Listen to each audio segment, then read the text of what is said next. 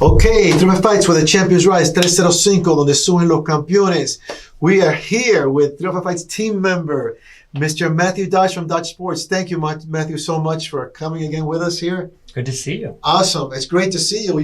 We have coffee together and have our meetings. I miss those. I know, but now we can start them up again. Yes, you know? yes. And I'm glad you're here. You're always such a great interviewer for the podcast because you bring the perspective inside the business with Dodge Sports and yourself. Let's get right into it. Let's get into Dodge Sports. Talk to me about Dodge Sports, the sports agency, please. Yeah. So we focus on the MMA market, international MMA market. Really where our core competency lies is in the marketing of fighters, the fight securing and booking side of things. And really one of our mottos is building brand name athletes because we understand there's more to just skill level in this game. You know, you have to be the whole package. So our agency is based here in the 305, which is amazing, but we represent guys all around the world. Yes. It's so great to have you part of our team because you guys are on the leading edge and it brings a prestige to us. You have fighters all around the world. UFC, Bellator, some of the top places. You have a lot of things going on, which I talk about. And you said something very important. You're in charge of management and marketing. Dodge Sports, you're focusing on combat athletes, but I know that you had also some experience, I think, in the NFL and other leagues, correct? I did, yeah. My original experience at 18 was through the NFL.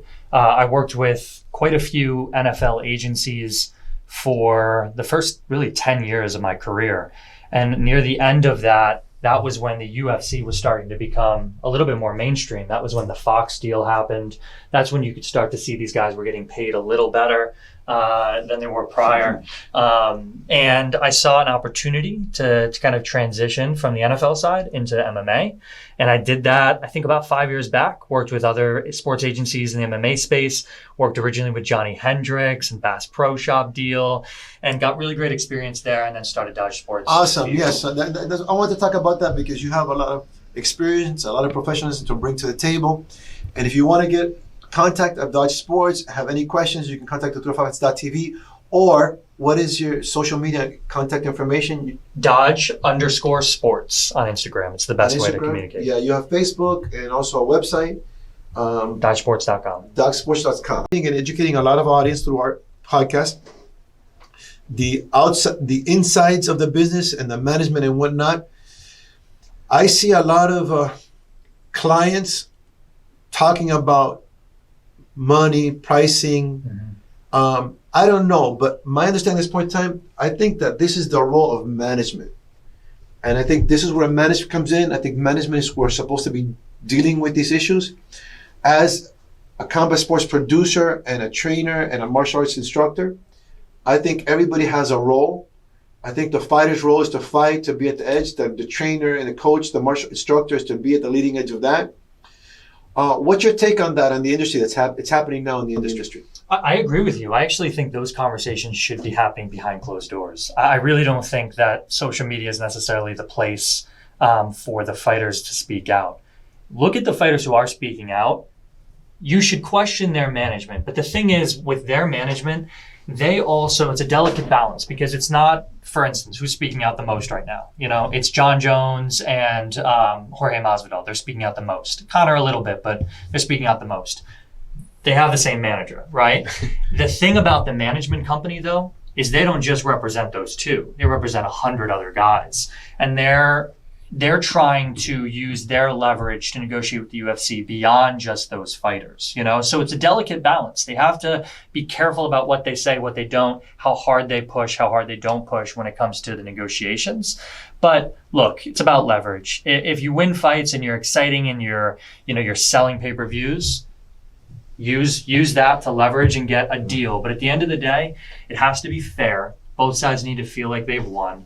You got to be creative. There are ways to get, pay-per-view points and things like that to get compensated more so than just the show and win money that you get. And it's great that we're educating and communicating with the public, the behind the scenes in the business, like the management. And I always said management is so important. So anybody that wants to reach out and ask any information about management, you can reach us or Dodge Sports. They'll give you some advice to get the correct. I think that's what makes or breaks any athlete, any sports, combat sports client, is the management, and there is that management aspect to it. Now you said also you said you guys work a lot on the marketing. That's also something I always tell the fighters when they come to do fights, that we're very big on promoting them, marketing them, their schools, their coaches, because isn't that the leverage for you to increase your value so you can ask for money? Without a doubt. Is the marketing? Without a doubt. I mean, that's one of the key areas that you can differentiate yourself amongst the others who are asking for money, right? If you've got a larger social media following, if you present a much more clean and concise brand, then there's value associated with that. A lot of management groups today won't focus on that because it's hard work. It's really, really hard work. I mean, you know it. You know from just securement of and procurement of sponsors for events. It's very difficult. You have to build ROI strategies, things like that.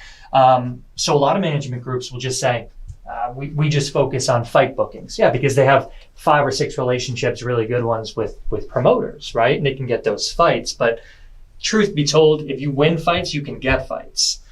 You need to have a brand behind you if you want to get the money fights and you want to get more money and increase that leverage. So marketing is such an underutilized skill and an underutilized service that a lot of agencies just avoid because of the hard work. Yes.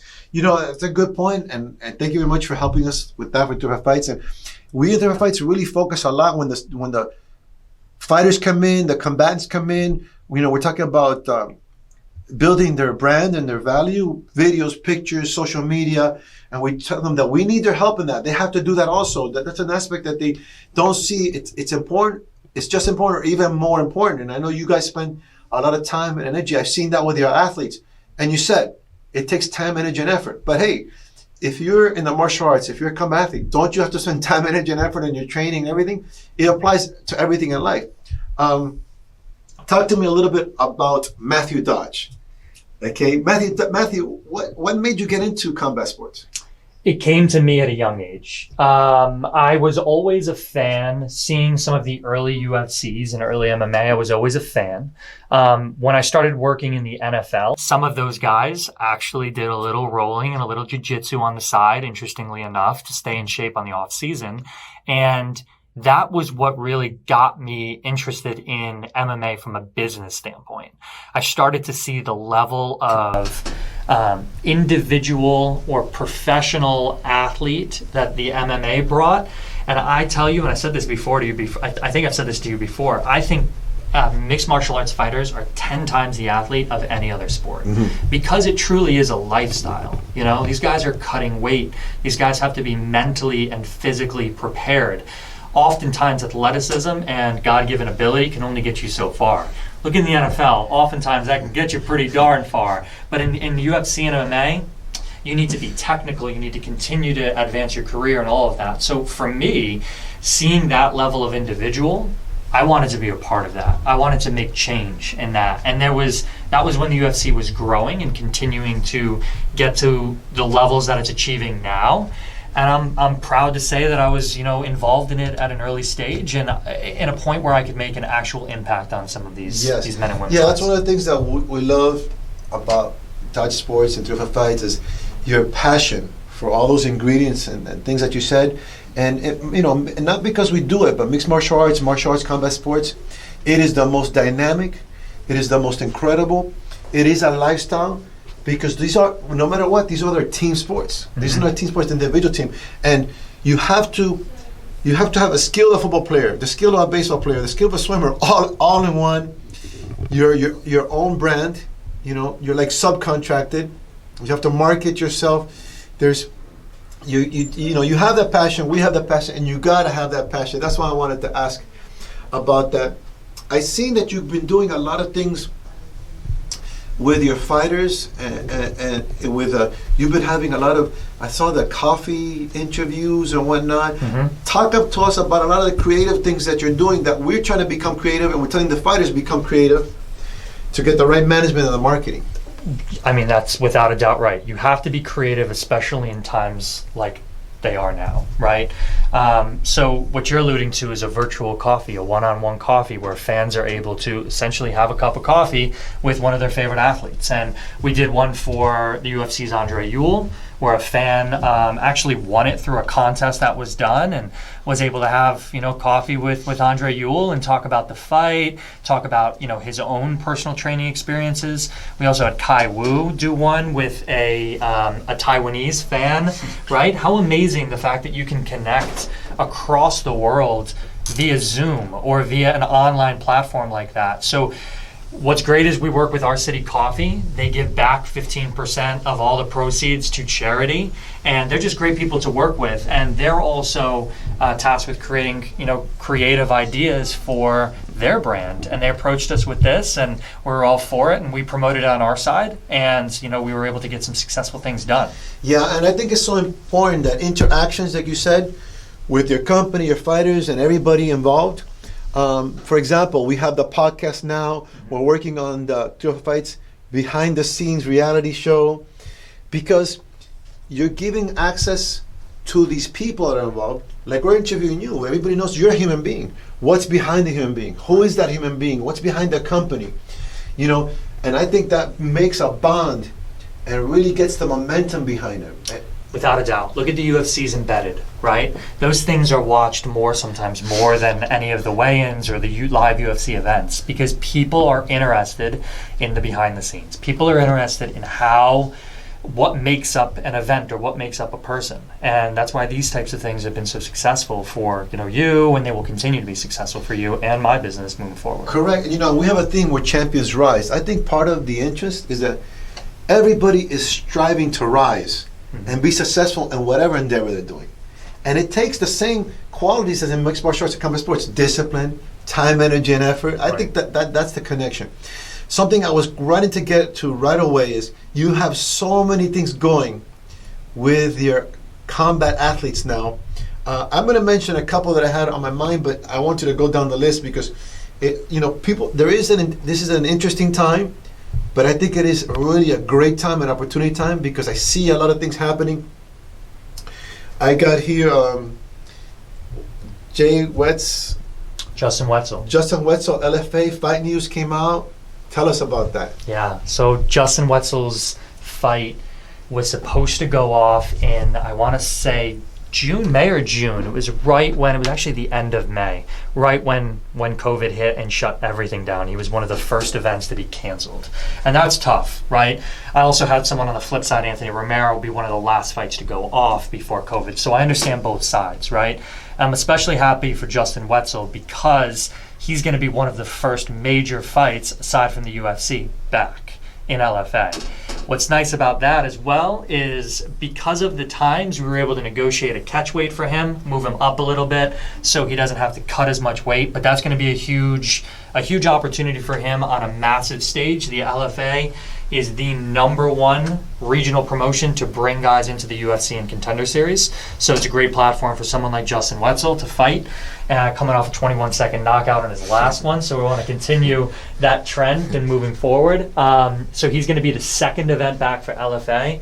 And we want to thank the great state of Sioux Falls, South Dakota, for putting on these events. They're going to put on the LFA events for the foreseeable future. Yeah, you just remind me right now. A shout out, life health success to all the combat sports leagues.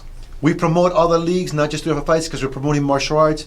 All the management, all the schools. We got to work together to make this expand and grow. I also heard the International League, Premier Fight League, that they're not going to start till next year. But I heard they're going in the way of 305 Fights. They're getting studios. They have studios. They're opening up studios. They got other things, and they just, I think, signed with ESPN.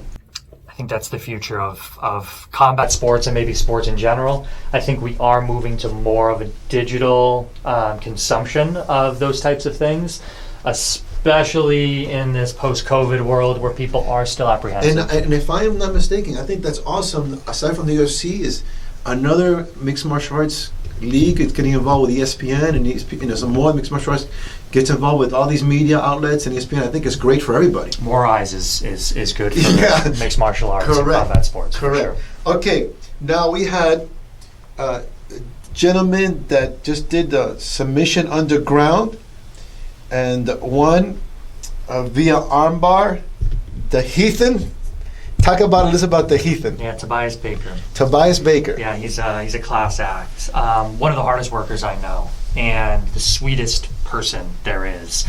He wanted to get back into action. He came off, his last fight was his first loss ever. He was an undefeated amateur, undefeated pro, and he lost on a guy. He took a short notice fight and lost on that. Wanted to get that taste out of his mouth, and the only way to do it was submission underground. And he took on a really, really talented, skilled guy. I believe he was a purple. He's a purple or brown belt. He may even be a brown belt now.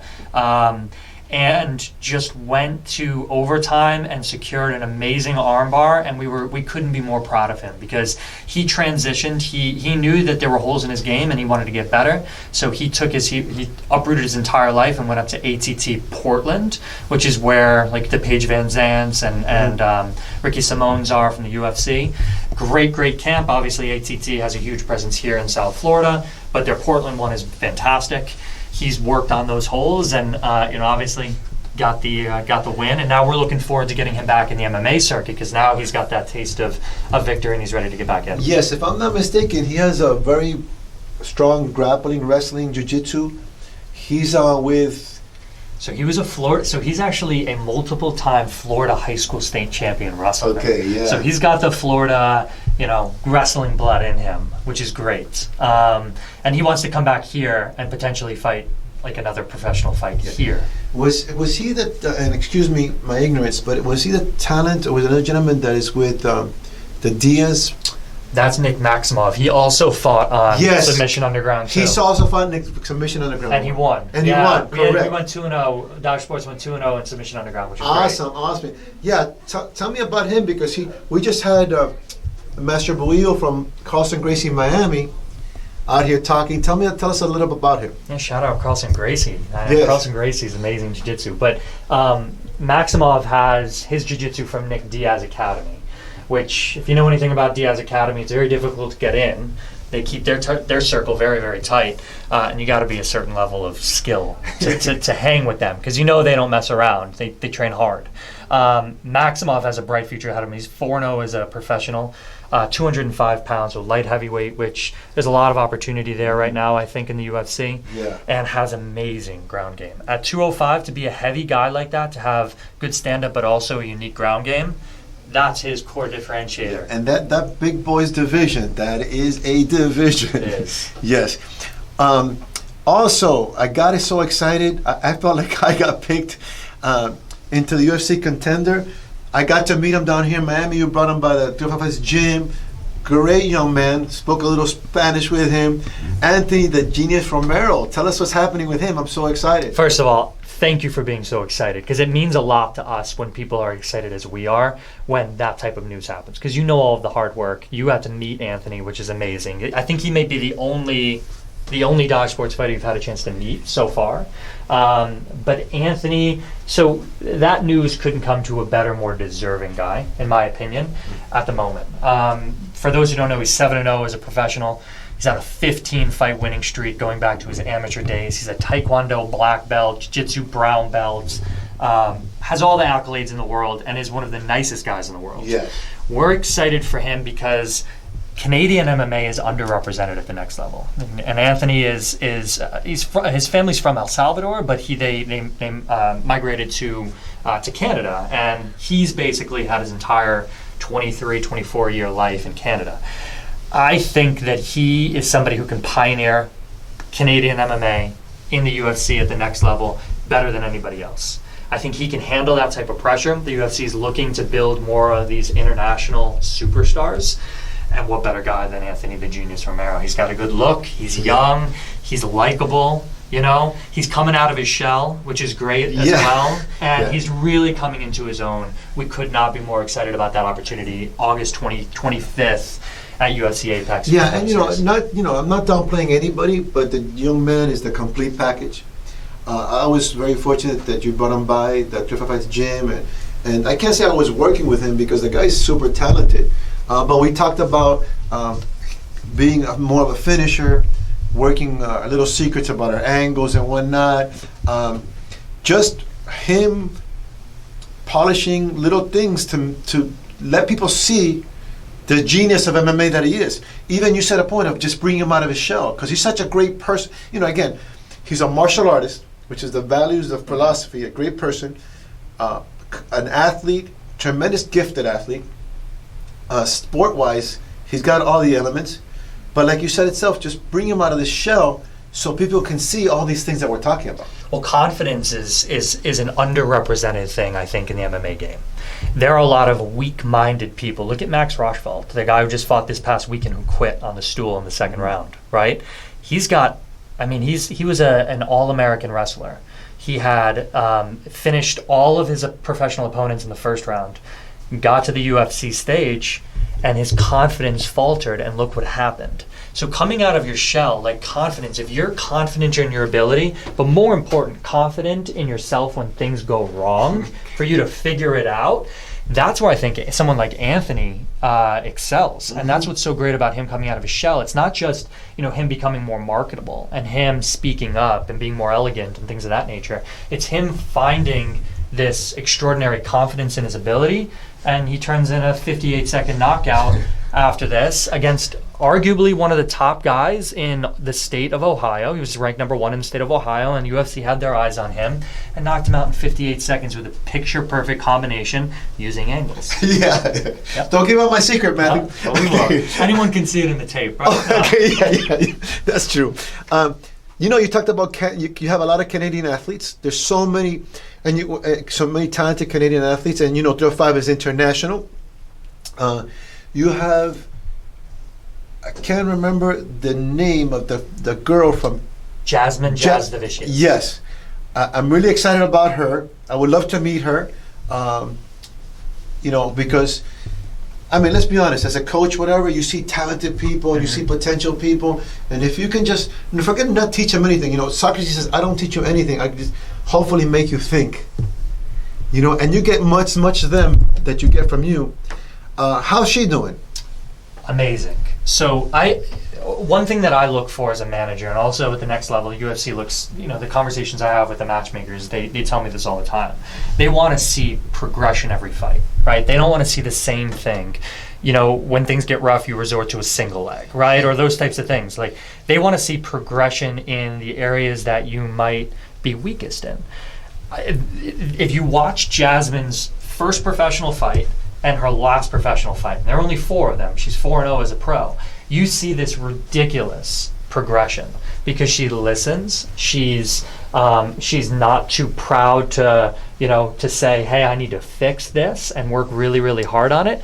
And we haven't had a fight for her since you know, since COVID, but she's going to be fighting rather soon. Fight news soon on that. It's going to be at a really, really high level, which is great for her.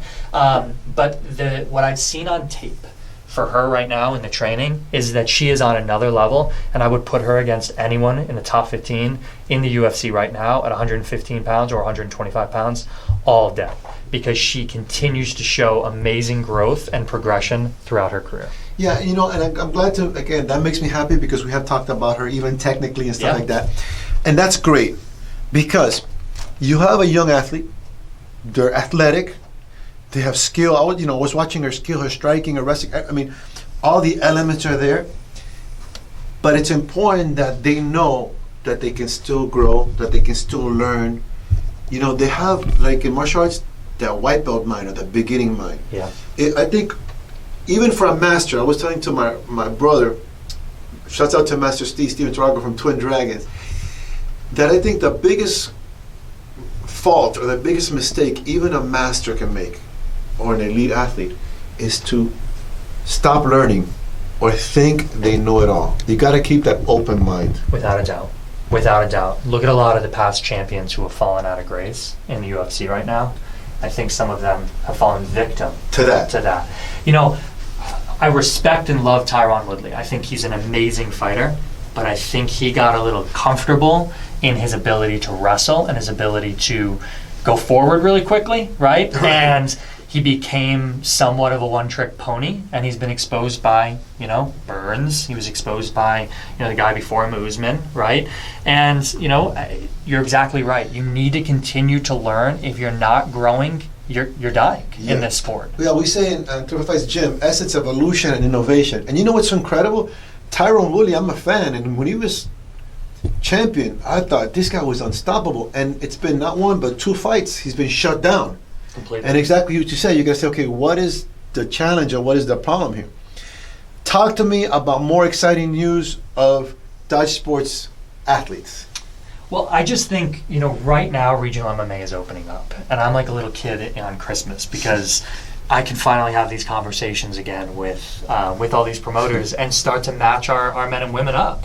Contender Series is huge. Contender Series is so exciting. I think that it's a fantastic platform that the UFC has set up to find these, regional talents, give them the platform, and find their next superstars. Look at Sugar Sean O'Malley, right? Came through Contender Series and is now the guy that the UFC is pushing. So I'm excited about the next few months for our guys and men and women, because I think that they're going to be able to show the world that they're ready for the next level. I also think it's an exciting time for us because MMA and UFC is the only sport that's going right now. Everybody's talking about coming back, right? NBA, Major League Baseball, but you start talking to some of the players, they're all hesitant to come back. Yeah. So, I think the state of MMA is amazing, and that's just great for 305 Fights. It's great for Dodge Sports. It's great for everybody in MMA. Yeah. And one of the things that you're doing great, and that we try to stay focused because South Florida, South 305 is international, is you have really a lot international fighters. You have fighters from Canada, from where you just have a fighter from Taiwan. I'm very pro Chinese martial arts, who looks to be again a future star. And these future stars that are out there. So do you see more talent coming from outside the U.S.? What do you see? I do. Even just the Contender Series bookings for this year, there are quite a few international bookings for that. Now, obviously, with travel restrictions right now, it's a little tough, but I do think that the UFC and some of these larger promotions are starting to see that they should build global superstars. Look at Habib, look at Conor. When you can have an entire country behind you as a fighter like that, it's massive not only for the fighter and their popularity and their growth, but also the organization that promotes them, And if mixed martial arts and the UFC in particular want to become a top 4 sport, they need to build those international superstars. It's the fastest way to get that. As having this experience from being in the business, being behind the scenes all over, with coaches, with teams and everything, if I was a combat athlete, physically, training-wise, what would you suggest? In the state right now? Yes. Get as much work in as you can. Be creative with that, and continue to evolve and get better as a fighter. I think that that's the number one thing. Yeah, you hit a point. You got to challenge yourself. When I deal not with the fight league, but with the academy and training fighters, it's important to challenge yourself physically, technically. It doesn't matter that you're maybe not the star anymore. It doesn't matter that you're learning something new, or you think you're hot stuff at a regional level, and then you move up to a big show, and you get exploited because you have things that you didn't work on, right? Like if you're a striker and you just want to strike because you want to be exciting and you want to be fun, and you get frustrated with someone taking you down. Well, learn how to defend a takedown.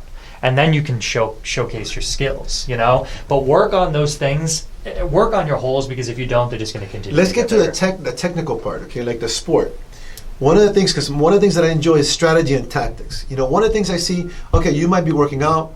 You're an incredible athlete. Mm-hmm. Okay, you might have, your throws down, this down. But for me, it's not about mutual destruction about who's the toughest. For me now, the strategy, the game plan, exploiting the weaknesses, having them come fight to your fight, this is what's going to separate the highest level of fighters.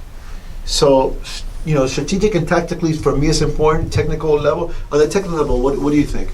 I couldn't agree more. Yeah, I think technique is incredibly important to understand But then it's one thing to understand it, but another thing to utilize it in a fight. You could utilize it in training and sparring and all of that, but to utilize it in a fight, right? Mike Tyson, to quote Mike Tyson, you have a game plan until you get hit in the face, right? So like, you need to be prepared for that and put yourself in those tough situations. Understand the technique, but understand that, you know, you're in a fight at the end of the day, and you have to always, and that's why it's important to have a good corner, right? Yes. Because the voices and the people that you bring to that fight, those 3 people that you get, are so vital. See, I see not a void, but I would like to see more of the strategic and tactical, and I'll give you an example. Yes. Coming up, fights that we're going to talk about is coming up. Usman and Burns. Okay, top physical, top elements, everything. I think it's going to come down to the strategy and tactical. Like Mayweather.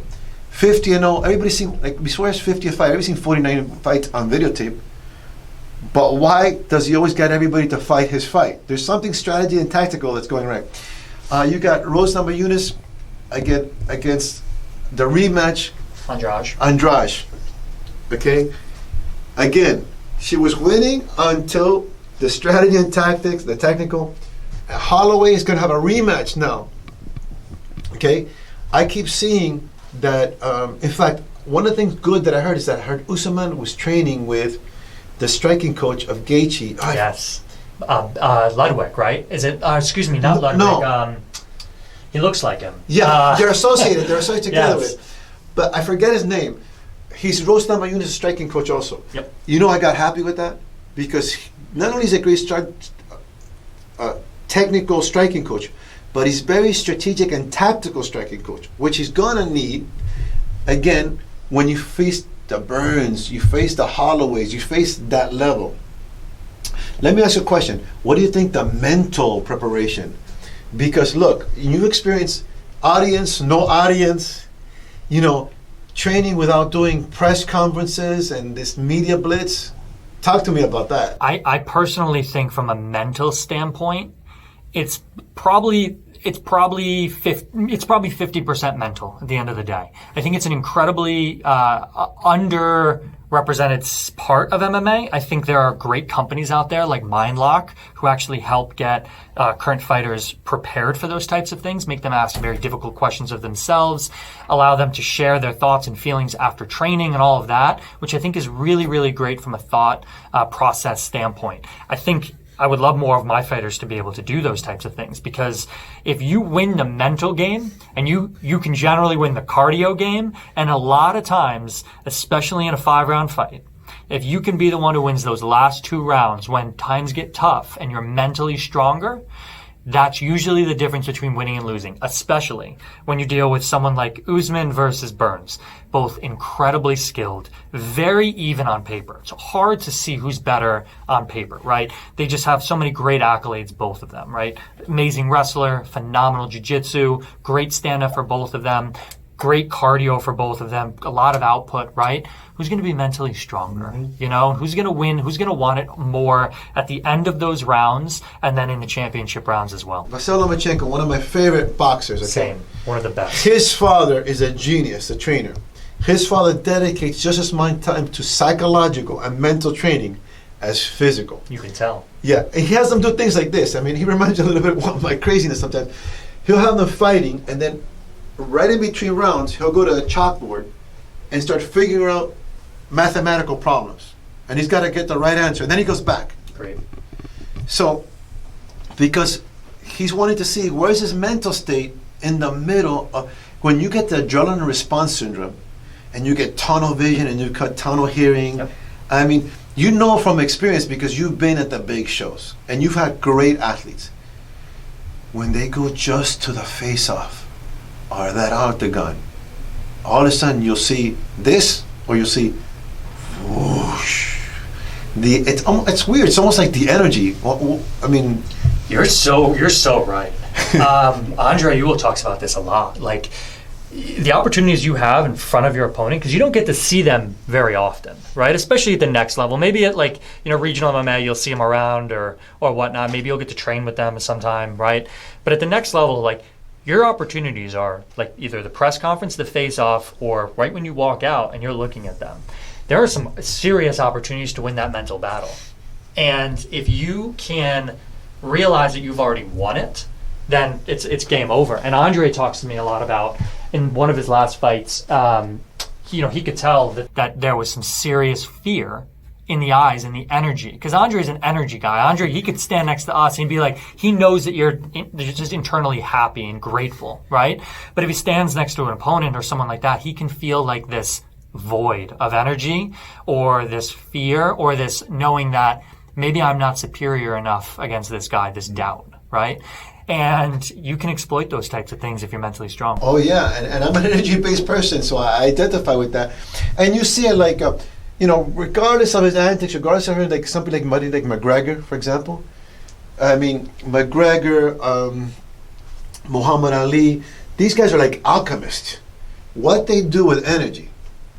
I mean, one thing is to go out there and act like you're enjoying the pressure, and another thing is to feed and bathe in it. It's almost like crazy, I remember when Howard Cosell, okay, I'm dating myself, but anyways, was interviewing Muhammad Ali, and I think it was the tournament of Manila, and everybody thought he was going to get killed. Ali was going to get killed, he was facing, Frazier, Foreman, these Ken Norton, these assassins, and Howard Cosell, worried, asked him, Ali, you're great, but even your corner is concerned about you. He turned around, insulted. Like, what kind of a question are you going to ask me? Are you doubting me? Even if my questions doubt me. He goes, Howard, I spoke to God last night, and God told me I was the greatest.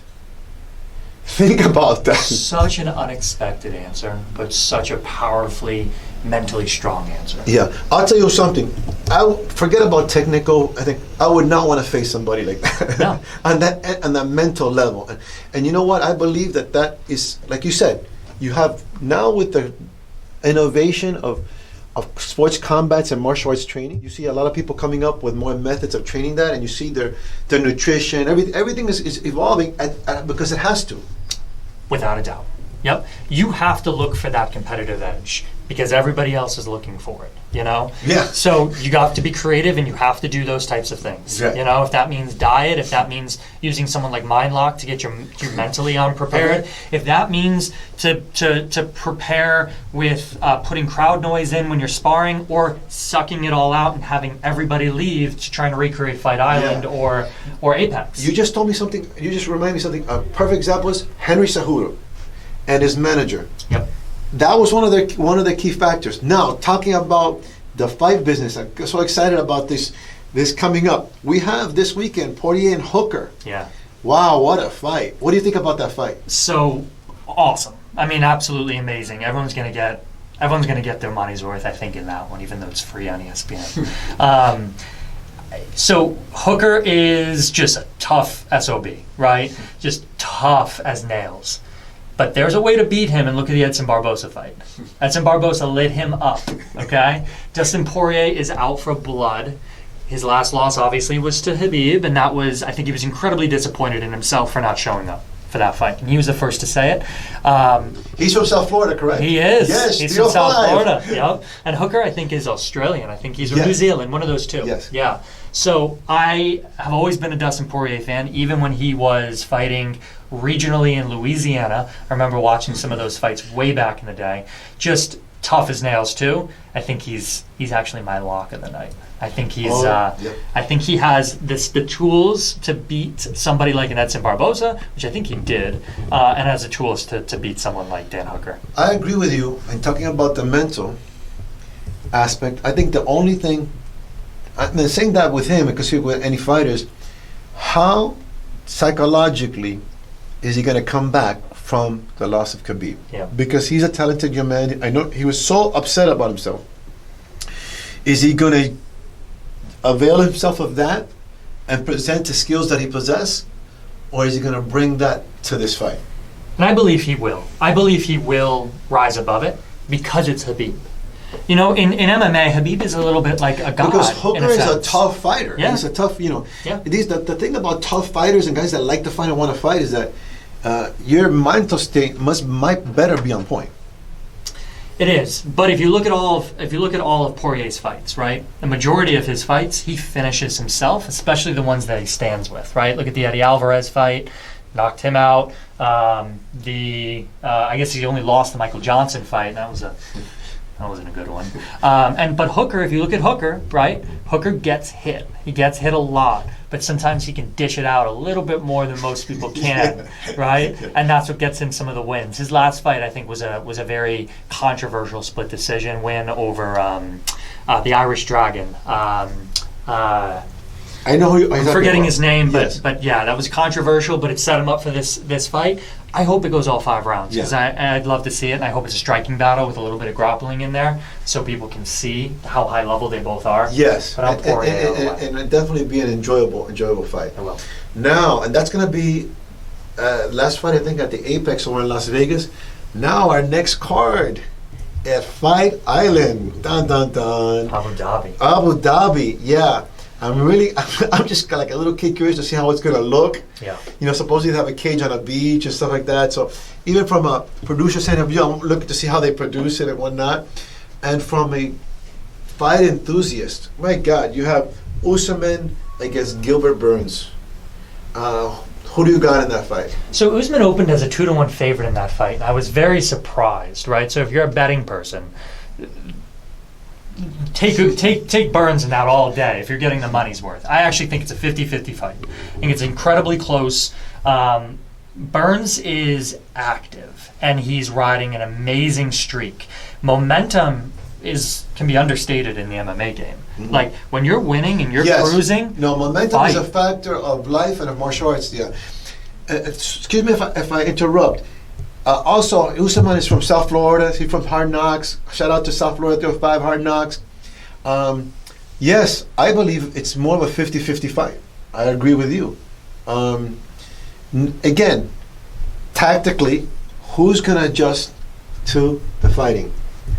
Usman is training. Again, I said, I was telling that with Master Buillo from Carson Gracie, Miami, striking with Keiichi's striking coach. He's a very technical striking coach, and he needs to be, because you've seen Burns' striking has come up a lot. He hits very hard. I would not exchange with him. No.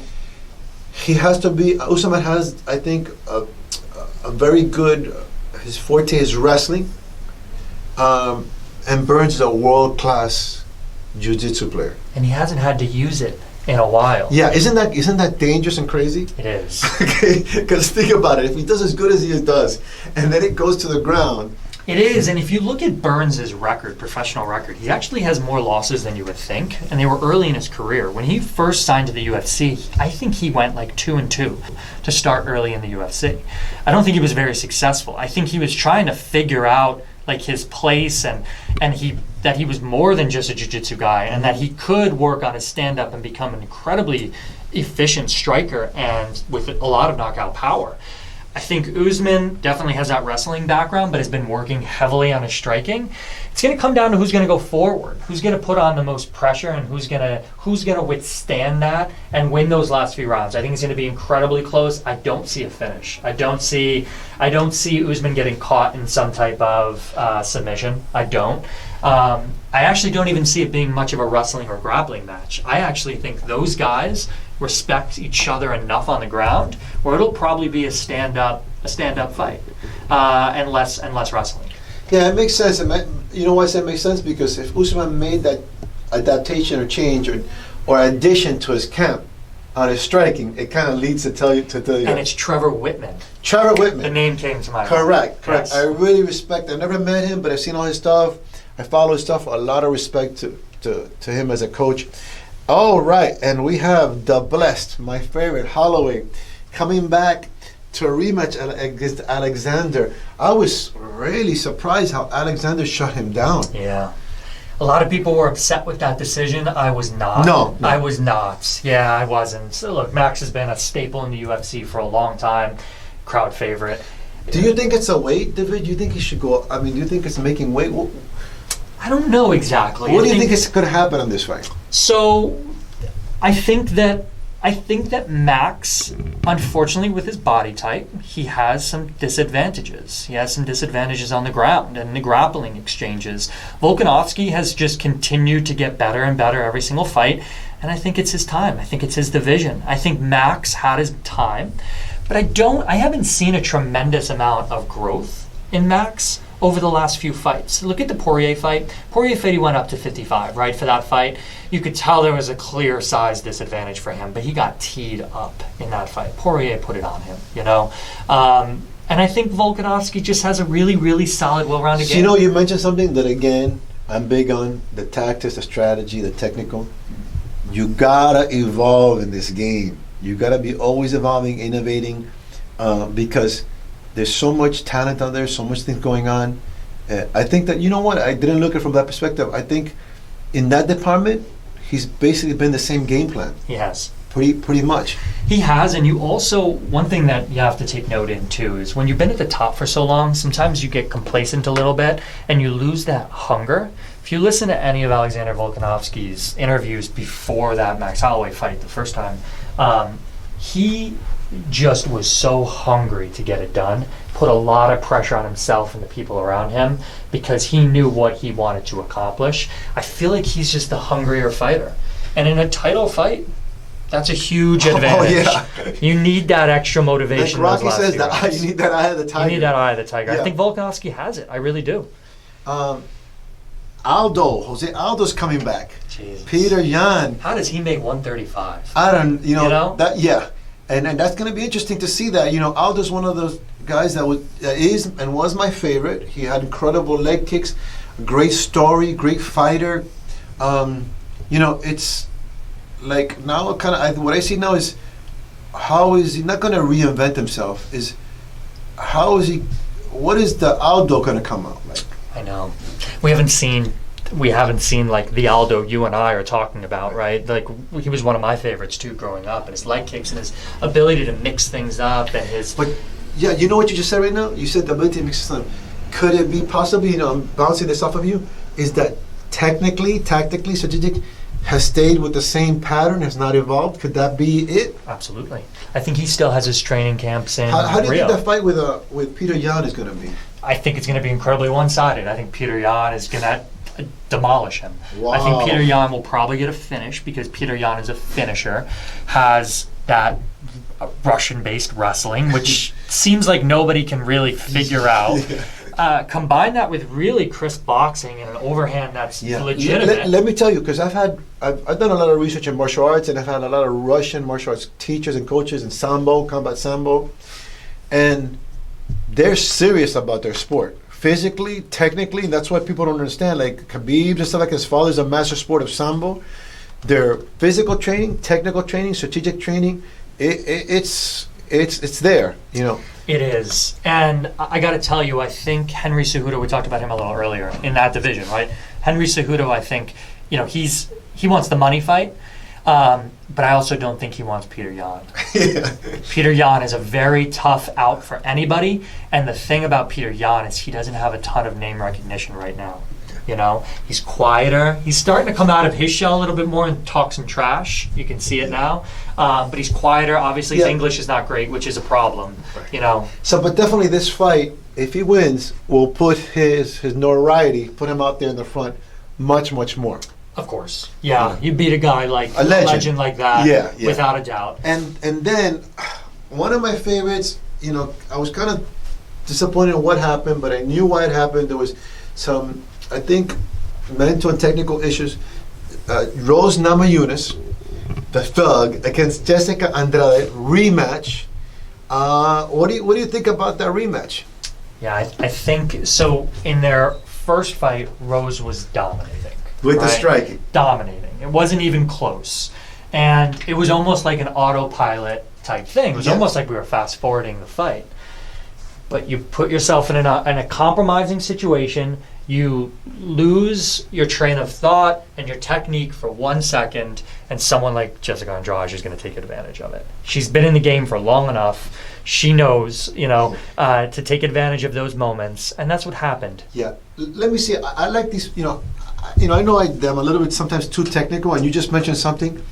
that I didn't notice, and maybe was part of the answer, is she got an autopilot because she was putting on a striking seminar. Okay, but then she wasn't mindful and thinking when she got into the grappling that she was trying to throw, that she was trying to be thrown. She used the same escape 3 times. Yep. So by the 3rd time, Andrade knew what it was, and she adapted and did a perfect slam. People were saying, "Oh my God, did you see she knocked out with a throw?" See, for me, a throw is supposed to knock you out. It's an impact. Right. And that's what she did. And I think she got predictable in a fight that she was winning.